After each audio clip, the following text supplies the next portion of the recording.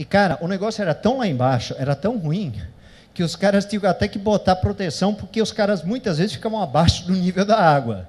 Então você imagina o cara lá embaixo, no negócio de madeira, trabalhando que nem um condenado, suando, o suor dos outros pingando quando não era sangue, mas não sei o quê, porque você sabe que tudo que é ruim desce para baixo, né? No som parece que a gente também está lá embaixo no fim das coisas. Mas Paulo está dizendo que ele, líder, estava lá embaixo. Tá? Então eles punham essas proteções, mas tem uma outra coisa bonita também, nesses triremes, que é o trabalho de equipe. E esse trabalho de equipe, gente, é o que nos mostra a possibilidade de haver uma vitória, uma fonte, algo que leve realmente a igreja para frente. Eu sou apaixonado por aquela analogia do apóstolo Paulo, da igreja como corpo, tá? Assim como cada um de nós tem um corpo com muitos membros, e esses membros não exercem todos a mesma função, assim também em Cristo, nós que somos muitos, formamos um corpo. Agora imagina, né, essa aberração aqui embaixo, vocês repararam, né, na boca do camarada? Imagina uma orelha tentar fazer, às vezes, de boca. Pois bem, muitas vezes acontece exatamente isso. Alguém que não entende nada de som, de imagem, de área técnica, vai lá fazer o quê? Vai querer sair comprar não sei quanto de som, vai querer sair fazer um investimento do qual ele não entende. Então, isso é pecado contra o corpo. Se Deus estabeleceu, se Ele colocou alguém com um chamado como membro daquele corpo, por que é que você vai ignorar aquele corpo, aquele membro do corpo? Isso na medicina, quando um órgão deixa de funcionar, é saúde? É uma patologia, né? É um problema grave de saúde para o corpo. Gente, qual a solução? Não precisa ser gênio para chegar a essa solução. Filipenses 2, 3 e 4 nos dá uma pista legal. Alguém conhece? Cada um não olhe somente para os seus próprios interesses, mas considere os outros um pouquinho abaixo de si? Não. Igual a si? Não, mas superior a si mesmo. E quando houver esse respeito no corpo, de você olhar e ser considerado por sua igreja, pelos seus membros, como a pessoa que Deus indicou para aquela função, aí esse contexto começa a melhorar. Ok, última coisa sobre líder aqui. Nós entendemos que Deus está na base de todas as coisas, Ele que supre tudo que temos e recebemos. No contexto de uma igreja, a gente poderia dizer que o povo da igreja seriam como as raízes, porque Deus manda o sustento e o povo contribui, então chegam os recursos por meio das raízes.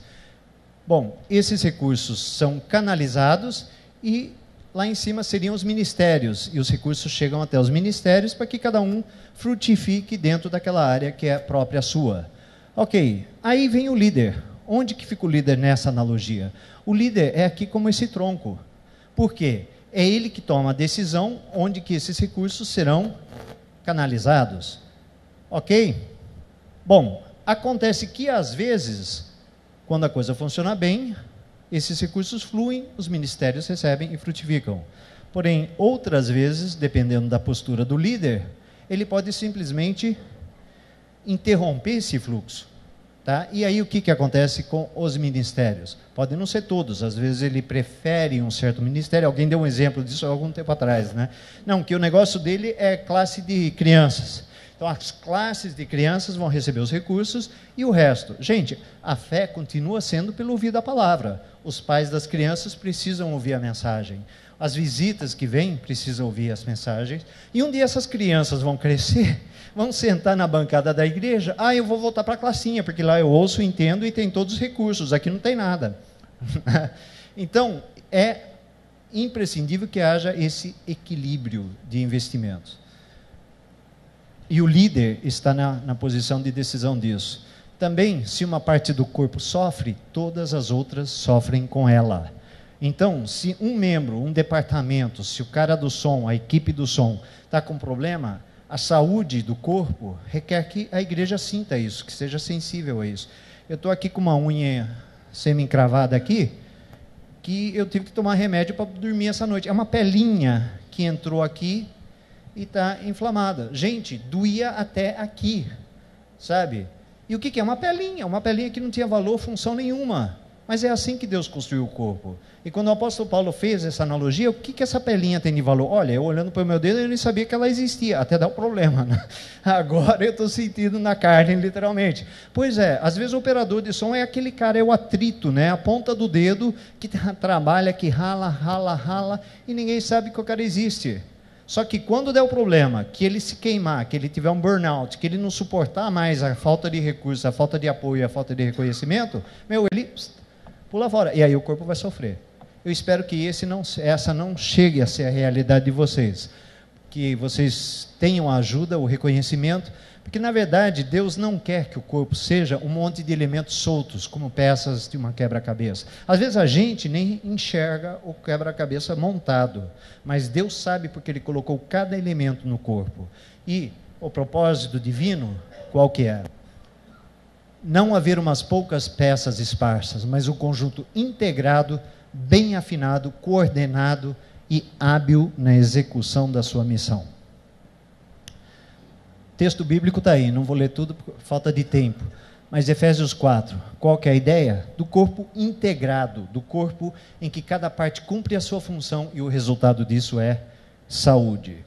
Meu desejo para vocês é que vocês estejam operando em corpos saudáveis. É só o meu? Não, é o de Deus também.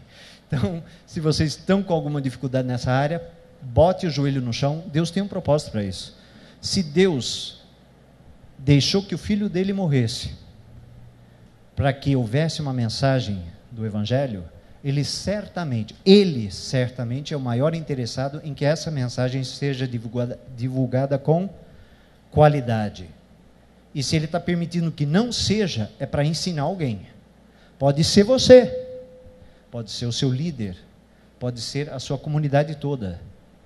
Mas ele com certeza está desejoso de que isso seja consertado, para que a mensagem do Evangelho seja transmitida com a qualidade da qual é digna. Amém?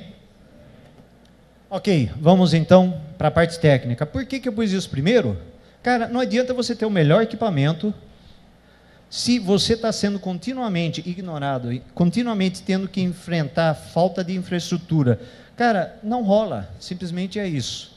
Então, talvez você, o que o David está falando, esse monte de coisas conceituais? Na verdade, se elas não tiverem ordem, não adianta você ter toda a técnica na cabeça, porque na prática ainda vai ser uma luta diária. E como diz o Bill Hybels, outra frase dele que eu gosto demais, cara, quando não existe o apoio, a alegria no ministério, mas você tem a convicção do seu chamado, é que nem você trabalhar sozinho tentando empurrar uma rocha imensa morro acima. Você não larga porque você sabe que Deus te chamou para isso. Mas se não tiver o apoio, é essa luta diária, semanal, e o resultado a gente vê pelo Brasil todo, infelizmente, exemplos e mais exemplos de gente que cai fora porque simplesmente tem que priorizar a família, tem que priorizar a saúde. Então, eu espero em Deus, a minha oração por cada um de vocês que se esforçou para vir aqui hoje, é que a liderança reconheça vocês e que vocês tenham um trabalho abençoado. Bom, vamos para a parte técnica então. Volume, SPL, vazamento e os ouvidos. Volume, a gente pode pensar, na verdade, em pressão. Pressão sonora, sempre que a gente pensa em pressão, a primeira coisa que a gente pensa, quem sabe é o pneu da bicicleta. Nossa, ficou alto, desculpa. A pressão, para que a pressão exista, ela tem que ter um ambiente que confine a mesma, né? Dentro do pneu, a gente mede, tá? No som, a gente vai usar um camarada como esses, um decibelímetro, tá? Não é bafômetro, tá? Ele parece, mas não é. O pessoal chega na igreja, não, é que eu queria ver se eu não tinha excedido antes de mixar o som. Não, não é por aí, não. Mas comum o pessoal perguntar, que negócio é esse? E, gente, é muito importante, por quê? Você com equipamento possante nas mãos, antigamente, cara, era muito fácil você não exagerar no volume. Chegava num nível sonoro, o equipamento não aguentava e distorcia. Aí você era obrigado a recuar, né? Hoje em dia, com os equipamentos modernos, cara, você pode estar bombando lá em cima em 115 decibéis, detonando os ouvidos de todo mundo e o som está uma delícia, né? Assim, sem distorcer, etc e tal, né? Então, fiquem atentos, a sensibilidade é muito importante, e se você tem crianças, às vezes na congregação, ela serve de um ótimo indício Tá? Quando você vê uma criança tampando o ouvido, ela às vezes tem mais consciência do que está acontecendo do que você. Então, fiquem espertos, é uma boa dica. Alguém já disse, quantos de vocês têm um decibelímetro na sua igreja?